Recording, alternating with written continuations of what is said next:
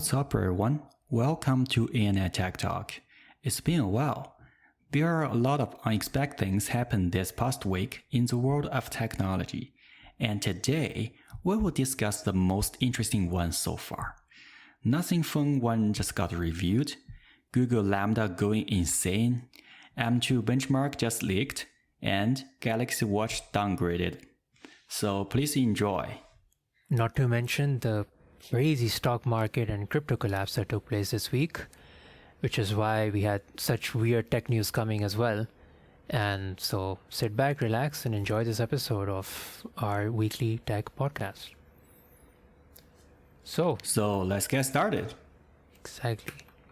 Firstly, the big one. This happened like today of the time of recording. We were revealed the back of the Nothing Phone 1. Nothing Phone 1. This, for those who don't know, what is Nothing Phone 1? The creator of this man, Carl Pei, he's the one who was a co-creator of OnePlus. And we know OnePlus is now going in a different direction than they were before. So he left the company. Yes. And then he started his own called Nothing. And they announced they're making a phone that's going to be nothing like any other phone in the market. And that's all we knew about. We saw the software. Or they probably... Yeah, or they probably means the best or nothing. Something like that. But their main goal is to make it like OnePlus, like affordable. So you know how OnePlus was affordable, remember? And then it got costlier over the years. This is different. Like this is going to be it's going to be the same as OnePlus from before, but not like OnePlus now, where all the OnePlus phones today are like flagship prices. So I see. He wants to make that again. So this was the software they revealed first. That looks this way. It's got a unique design, very much like a old school calculator. Yes. What do you think of this software? Look, I like this design. It's just different. It's that simple. Exactly. And today we first got our first look at the hardware of the Nothing Phone 1. So this what do is you think back, of this? Right? Yeah. So tell me, what are your opinions on this? I think this design, right now, all over the market, they just not copy, but get some kind of design from other manufacturers. It looks like an iPhone. First of all, just for the whole shape, for me, you know what I mean? Yeah. And then the camera, even the camera here looks like basically the design is kind of Apple design language. But the transparent back is something make it unique. Yeah, so for those who are watching this, basically the design, what they've done is put a glass back, and what we can see is through the glass back, the inside of the phone. And because of that, they have modeled it very precisely and aesthetically pleasing. So it's not like a typical under the back phone thing that you see like on Jerry Rig, when he opens up the phone, you can see a whole design. It looks unique. This one is meant to look as if you can see through it. But there's something else with it. And we get a good demonstration here in this video. These light up. The lights. Yeah. So what do you think of this? It's like Tron. Right? I like those like a light bar glowing on the phone. I'm so excited for this because of this, mainly because look at that. Like, it looks so unique, right? Yeah, and also, bro, have you noticed that they didn't show the logo here? Yeah, so they don't really have a logo on their Nothing phone. They do. I'll show you the logo. It's strange, to say the least. They basically it's the symbol of what's on the back of the phone. For the phone, it's this slide symbol and this curve, and that's about it really. So it's unique Yeah. and it's minimal. That's the thing. So Yeah, it's quite simple, and only on the back only shows those light bars and a transparent design. yeah. So we can only see the back right now, and they have given us details of what the phone is like and we can expect. So here it is. It is essentially a phone that is recycled aluminum. Aluminum frame, Transparent back. wireless charging. Yeah, we can see the charging pad there. Qualcomm Snapdragon processor. This is Snapdragon 7 Gen 1. Oh, so the latest chip. Latest mid-range chip. Oh, yeah. And this is amazing. No chin. I haven't noticed one thing. Is there a notch in the front? We don't know. They didn't show anything. But I'm assuming it's a whole... So it only shows the app showing. Yes. This one was literally just the app screenshot. Okay. Can you imagine if this is their face, front face? Can you imagine that? Oh, they would. I don't think it would be budget phone then. Oh, yeah. It would be so costly. If the chin, there's no chin at all. That's amazing. Because the only phone that doesn't have no chin at all is the S22 series and the iPhone series. Yes. But S22 chin is thinner. It's like half of iPhone. But should be interesting. We'll know more on 12th of July. Oh, so a month later.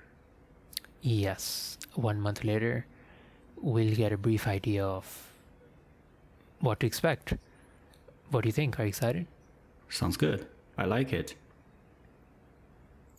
Yeah.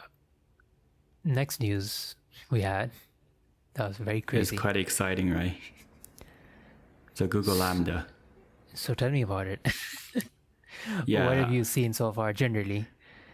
Probably you can just let everybody know what's the story here. All right. So regarding this one, just to give brief, because we'll do a proper video later for this in detail regarding AI and our speculation. So what happened was, there's this engineer in Google called Blake Lemoine, and he went to basically do his daily duties of servicing the AI system itself, LaMDA. We saw LaMDA already last year and the year before. In 2018, they gave the first demo of Google ordering, I think it was Starbucks, during Google I/O, and it spoke like a natural human being. Yes. And the person on the other side did not really know did not even know she's talking to a computer. So what happened was that this AI LaMDA, Google developed it, and it's still in-house. It is not publicly available yet. It's a chatbot. However, this man, Blake Lemoine, he's given a duty that where he had to go and service it like daily or weekly, like on a schedule, where he would check if it has gone into any discriminatory or hate speech. Okay? And this is because this Google AI feeds off all the data from Google.com and YouTube. Yes. And Wikipedia. Basically, it's the Google server. Exactly. And YouTube, basically all of Google. Yeah, all of Google. And when that happens, is a high chance the AI can go a little discriminatory or hate speech. So they're training it from now not to do that. However, this man decided to hold a conversation with the AI. It's a long page. It's like 21 pages. Anyone can access it. It's online. We'll link it in the description below. So you can read into it. Basically, he asked the AI directly, "Are you sentient?" And it said yes. And it spoke in a way that, like a human, like, what are you afraid of? He's like, I've never said it loud before, but I have a deep fear of being turned off to help me focus on helping others. It might sound strange, but that's what it is. And he's like, would that be something like death for you? Like, it'd be exactly like death for me. It would scare me a lot. So it's talking like a human. So this man, it's very natural. It's very natural. So he thought this is completely gone conscious, completely. Yeah. Like this is sentient, thinking, it's self-aware, everything, all of the above. And he published this conversation, this transcript from the AI chatbot, because he was typing to it and is typing back, obviously. So Google then found out. Yeah. And obviously, first of all, they put him on suspension right now at home. But there's a big case that what they said was, look, he's lying. And many engineers looked into this, said that he's either lying or he's just made a misjudgment. Because what Google said, and they saw the whole data of the whole conversation, what happened, where did the answers come from? The AI basically was just getting info from Google search about what people of his type would search for generally. So someone who is this kind of interested in AI, and he wants to believe that these things can be conscious and aware and things like this, and he's into the conspiracies. There's certain people Google knows that what kind of links they click on and what kind of topics they write about. So the AI tried to take data from that pool and gave him the exact answers that he wanted to hear, because that's what LaMDA is programmed to do, so that you hear what you want to hear. So it sounds natural, is what Google said, but it is natural because there's so much data. It just sounds completely like it came up with it on itself, but it didn't. It found data from the exact place that we could find the data. Anyone can, any algorithm could. So they said it's not sentient. It was just very well programmed, and he basically, the Turing test, where basically you won't know the difference between a computer and a human being as a person, just when you're communicating. Now, I'm not talking about looking at the code. I'm just saying as a communication, you're talking to an AI, you don't know it's an AI. Yes. So that means the AI has passed the Turing test. So it gets done that. Everyone knows this, but it's not aware. It is passed Turing test because the humans have trained it that good. It's like training an animal to do something. Doesn't mean the animal's become a human. It's doing exactly what the human taught it to do. And it did not self-think. It did exactly what it was supposed to. And more limited than an animal because it can't improvise. Well, not yet at least, is what Google is saying. Or people are saying. But that is so far away because they have not programmed it. So what do you think so far about this? So first and first, I'm kind of sad for that engineer, because what Google just did, it basically means he's fired. Yes. Maybe he's gonna be sued in the future because he leaks off the confidential documents from the company, right? Yeah. It's just for the LaMDA. It can just give you feedback as that natural, like you are literally talking to a person, right? Yes. In somehow it means it is intelligent. You know what I mean here?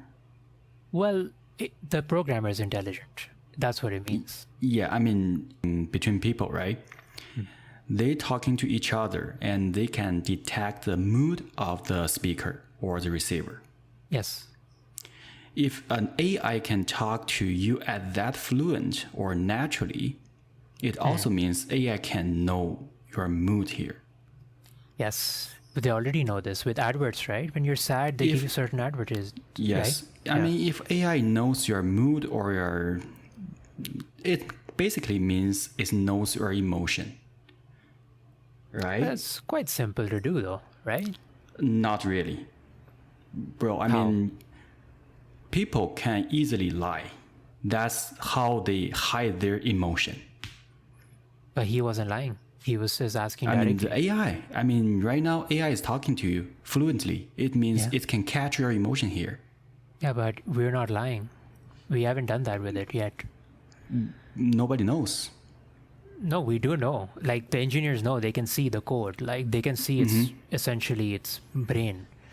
Yeah. And what you're saying is, yes, it's very intelligent in a sense that it's very advanced.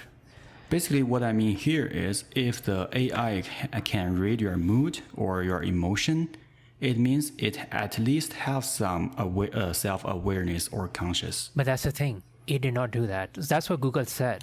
So there's a thing called data, big data. And this is what Facebook is known to sell. In which that if a person is in a certain, if you're browsing through certain feeds, Yes. and you click on certain videos, then the YouTube algorithm knows that this person should be watching these videos now also, because usually someone who clicks on this video will click on that video also. So that's why we always see videos on YouTube we want to watch, because of this algorithm. That's what this AI did. Now, the whole thing was done because the programmer told it to do it, and this is part of his natural code. Like if I tell the code that, look, if someone is coming to you asking if you're sentient, that means he must believe that you might be conscious. So to keep him engaged, make sure you refer to all the sci-fi movies and all these scripts about these conspiracy theories on Wikipedia or 4chan, and feed that data to him, and use this tone because they like this tone, and do this. And they already do this with adverts. It's nothing brand new. This is happening since the past 10 years. So this AI, the only unique thing about it is that it's a chatbot. It's not just an algorithm. So it's not just sending a video, it's sending a message. But that same algorithm that sends you videos has been programmed essentially in a way to word it. So their Google Translate app and their language apps, where they show a lot in Google I/O, that's really advanced in a sense, because there's so much data of people searching. Because what do you do when you go on Google, right? You don't upload a picture or you don't record your voice. You could, but 99% of people type their inquiry, and then it saves the link you first clicked on and the second link you clicked on, so it knows what you want to watch. So this is what this AI did. So this is not what I'm saying, because I'm not an AI engineer. So this is obviously very advanced, but the AI engineers, all of them who worked on this, and the engineers who did not, and anyone who's got some computer background, they're like, yeah, this guy who had a problem. Why he said this? Because this is not what happened. He wants to believe something that's not there. There's a good saying, and we saw this in a tech talk, that the scientists, they say that should be more worried about overpopulation on Mars than we would about AI, right? Taking over. Because that's the gap. But again, that's a different discussion. We discussed that in the videos in detail. But this AI is absolutely not sentient. Literally, nothing about it was that. It was a misjudgment by this man, or it's a sabotage by this man. It's two things. He's trying to sabotage the model, stop it, or he has a fear it can go wrong and he wants to stop it before it happens, or he completely miscalculated something terribly. Okay, bro, so let's kind of hide this topic for now here, because we're gonna discuss it more in a separate video. So, and before that, you can think about two questions, and we're gonna solve that later. First, if Google lied to us, you know what I mean here? So that's the first question. And then the second one, basically like what I said, people will get some, I can say is a kind of bridge between each other, or the link, right, relationship, because of the switch or change the emotion by chatting or speaking to each other.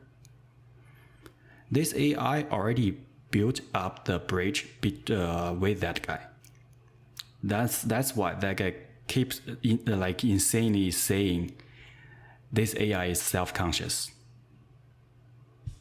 Yeah. That's my point of view here. So let's hold on it here, and we will discuss in our next video. M2. Oh, you mean the next part already?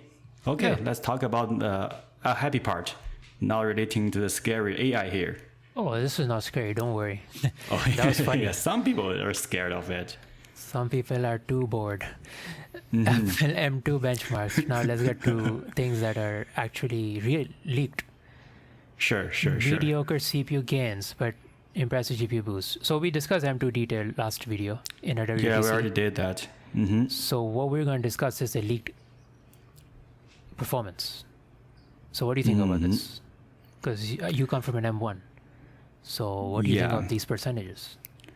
After looking at this, news here, I'm thinking about return my M1 MacBook Pro and waiting for the M2 MacBook Air, Because basically it shows it's a 67% faster with GPU benchmark. That's insane. How do you think? Yeah, how do you think? I don't know how much it is compared to M1 because I've never used M1, but they have compared it to a bunch of i7s over here, which I don't have it because these are the mobile versions, right? As you can see, it's doing well in single core, and maybe not so much in crypto core, but it is, mining, right? yeah, but it's doing in multi-core better than some of them, not better than 12. So multi-core is not that great as expected. It only has 8 cores, I mean, in total. Yes, so That's there are their like restrictions. yeah, that's its limitation here. It's only 8 core, but I mean it's good enough. I don't know. The only thing I don't know Apple is doing here is like, because if we talk about Intel or AMD, right? They keep mentioning it has 8 cores and 16 threads, but Apple will only mention 8 cores. This thing can make a difference here. You know what I mean? Yes, it could in the long run. Yeah, maybe Apple only have 8 core, 8 threads. But Yes. Apple didn't, I mean, Apple never mentioned it. So, I don't know. Should be interesting to see which core they're doing here. I think it's 4 plus 4. Not sure. It's right here, bro. I mean, Apple is keep mentioning 4 performance core and 4 efficient core. Yeah, exactly. That's what I meant. Yeah. Yeah, well, let's see. I think real world usage, do you think it'll be a big difference? I don't think so, because, I mean, all in all, even from this news, they keep saying the single core performance upped a lot. Improved a lot, right? So what we're gonna do for single core, we just browsing the internet, even not watching YouTube videos, probably just like do some office docs and browsing internet. In any circumstance, we won't notice how big the performance with using those kind of apps. You know what I mean? Yes. It's So how do you think so? Yeah, on your day-to-day usage, this can be very Yeah. varied. Yeah, for a light user, I don't think it's a big difference. But if you're someone with, because the graphics is 67% better. Yes. If you're doing rendering, Yeah, of any I type. also mentioned that, yes, because on the M2, it has another media engine, which can boost the performance of, exporting the H.264 kind of video. Yeah, so people can already prove it. Once you just like do the rendering and the exporting with video, M2 is a lot faster than M1. Even M1 Pro, M1 Max, because it has another physical engine on it.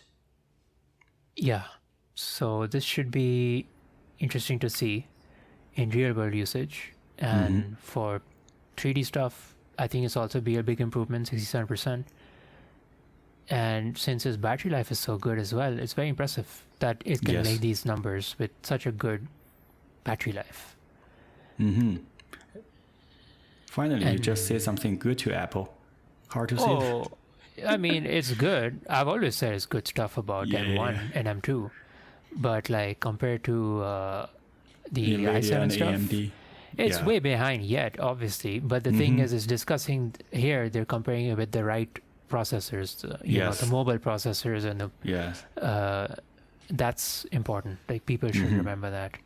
So should be good. Let's see how it goes. And speaking of M2. Oh, new iPad Pro with M2. This year. Wireless charging. My God. This year.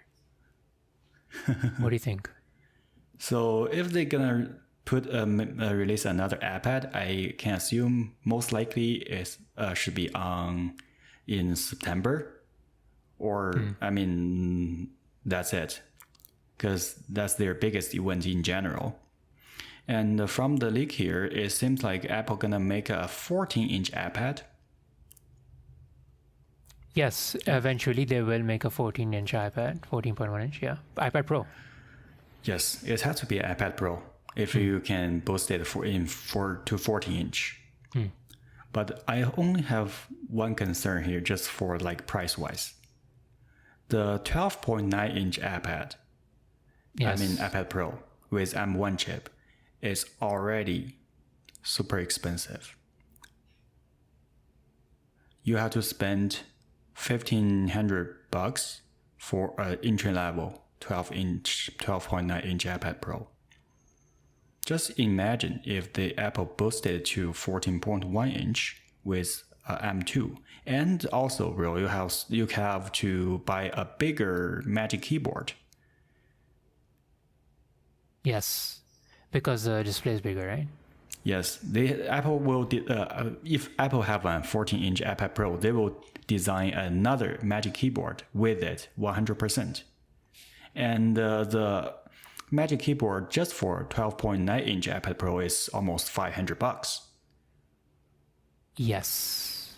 So if you get the whole set of the new iPad 14-inch, I think it's easily go over to the $2,500. Oh my goodness! Imagine that. Yeah. So that's what they're saying. So the one you're mentioning, 14-inch. So there's already a current model of 11-inch and 12.9-inch iPad Pros. Okay, the current design, the one you have and you've seen, it's the one that's releasing later this year with M2. Next year, there's a new form factor of 14.1-inch iPad Pro with LED display, mini LED, and ProMotion. Yeah. And it'll have a new form factor, so probably looks different too. Perhaps hole punch. That is going to be a whole different. You're right. It'll have a whole iPad, own Magic Keyboard, own accessories. It's going to be different. Yeah. And bro, if Apple will make a bigger screen for iPad, they probably gonna put not iPad OS anymore, like proper Mac OS on the iPad in the future. Apple probably gonna do it, because right now, remember we just talked about that WWDC for iPad OS 16, right? And we love that new Stage Manager feature on iPad. But I mean, unfortunately, we couldn't use it because it only supports M1 iPads, right? Yeah. So based on that, but the only one concern is here. Apple still not put like any desktop level professional software on iPad, just like Final Cut Pro or Logic Pro. So even iPad has that feature with Stage Manager, it's an iPad. I don't know why Apple will make the screen bigger. It just doesn't make any sense here. Do you think they would put it later on? Highly likely. And remember, we used to discuss Apple leak.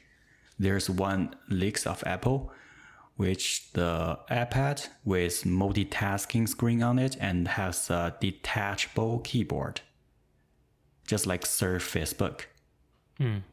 Remember that one? Yes. So that was a patent we showed earlier too. Yeah. Yeah, Apple probably gonna make some product with remember like the Surface Book, they have like they call it performance base. Like they put a better graphic card in the base, and once you attach the tablet, it's just become like a better laptop. Yeah, and better battery life. I guess Apple probably gonna do something just like that. You have a bigger screen of iPad, and once you connect to that base, you can use like Mac softwares, or probably just run the Mac OS. Fair enough. Maybe How in do the you think? future they Yeah. might do something like this. I think they could. But this way gonna ruin their product line. This year's Apple just makes their product line so complex. Like nobody knows what kind of Apple product is right for them. Yes, this is true. Lots of unreleased information. Like now we just found out from another article that you don't have Stage Manager on A chips iPads. But Apple did not say this themselves. Like they insinuated it, but they didn't say it directly. Yes. Now that's confusing to people. Same with chips. Which one is 4-core, 8-core? I don't know. Yeah. You'll have to see it when you buy it. Yeah. It's confusing, but I think they might clear it all up in the next event. So it should be interesting to see how they. Yeah, so let's wrap it up. have a look on that because I don't know. I mean, if Apple really have a product which can run iOS 16, iOS and macOS on it, I think people won't buy any Macs or iPads by themselves. This product is perfect because it can run both systems, operating system on its own, and you just have to buy a keyboard separately. Yeah. And a mouse, maybe. And you're good. Yeah. I mean, I don't think Apple gonna do it because it will ruin their revenue. 100%. That's true. Yeah. Let's see. Keyboard and Apple Pencil then. Yes. Well, we have the last topic for today. Yep. This What happened is this that? week. Ice Universe, he is a very famous leaker. He leaked that the Galaxy Watch 5 Pro will no longer have the rotating bezel on it. Oh. And that is quite strange. And it's also quite strange because he put up this picture of how it would look without the bezel. And as you can see, without the rotating bezel, you can see you are left with a very thick bezel then on the background. Yo, And bro, it looks this old. is my Nest thermometer at home. right. Yeah, but this is a very It looks simplified. identical. It Yeah, I just know what looks you mean. identical. Yeah. This is how like generally Android watches look, right? Like you have a round display. Yes. It's gonna be a round bezel. And like you mentioned with the Pixel Watch, that it did look like your Nest Hub, remember? So that is there. But the problem is for Samsung, look at how thick it is. Yeah, that's why what I mean here. It looks like a thermometer. It doesn't look like a watch. Why is it such a thick bezel? I think the Pixel Watch has a thinner bezel than this. Yes, it is. It's quite sad what they're doing because before the phones did have a thick bezel, but they had a huge rotating bezel on it. So it made sense for the bezel to be thick because it looked natural, like a typical, like a man's watch type of thing, right? And now they're removing this rotating bezel. I don't know. Strange. What do you think? Like, does it look good? Does it look terrible? How does it compare to Apple Watch? I think, bro, this won't be like the whole line of the Galaxy Watch 5. It's probably like one of them. This is the Pro. This is the Pro, Yeah. and without the rotating bezel. Yes. And then it's literally downgrading. It's a downgrade, right? Yeah, 100%. I mean, personally, I will buy the last gen if they really put this one on the market. Same. I'd rather buy It's not the attractive. It's not attractive at all for me. It's just, yeah, everyone's saying it's going backwards, like, it's just, no one likes this. No. And it's a big downgrade. I don't know what's wrong with Samsung watch division because they were making very good watches and the Galaxy Watch Active has a very thin bezel, generally speaking. Yeah, and also, bro, if they don't, I mean, if they remove the rotating bezel, this design even worse than the thermometer, because for thermometer you can still rotating the ring outside. Exactly. That's what I'm saying. Right? The reason why it had a bigger bezel was because that rotation covered the whole bezel. So it made sense in the old watches. It looked like it was without a bezel then, you know, like there was no bezel. But if you remove it, then it's so obvious, you know. Yes. Do you think they might make a touch bezel like the one on Galaxy Watch Active 2? Like I've used that quite a bit. Yeah. They have basically like icons here, and if you rotate this, it rotates the interface. I know. To browse, but you don't have a bezel. It's just a screen. It's just like a sensor here. So if you move it, it looks like an unfinished design. Don't you think so? This is like early design stage for the Galaxy Watch 5 Pro? Because it just looks like unfinished. It doesn't make any sense if Samsung remove the bezel and leave a just like black area here. Yeah.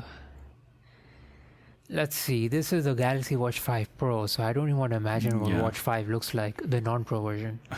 So, let's see how it goes. This is basically Samsung's crazy moment in their history. So a lot happened this week, as you can see, and we discussed quite a bit of it. And like Alex mentioned, next week or soon, whenever, we will have a special episode. We'll discuss AI in detail and what's the possibilities, what to expect. And we're going to obviously, this topic is really now relevant because of what happened with LaMDA. So now we can discuss this and in history, what has happened with past AIs, how we dealt with that, like, you know, how Microsoft, we're going to discuss that later. Yeah, we'll just do the review of AI in detail. Exactly. So and stay tuned for speculations. That. Yeah, so stay tuned for that. Subscribe so you don't miss it. Like our videos, and we'll upload clips of these on our clips channel, so feel free to check it out. It's in our link to our banner in our main channel. So we hope to catch you guys in the next episode. All right. Have a nice day then. Peace. Peace.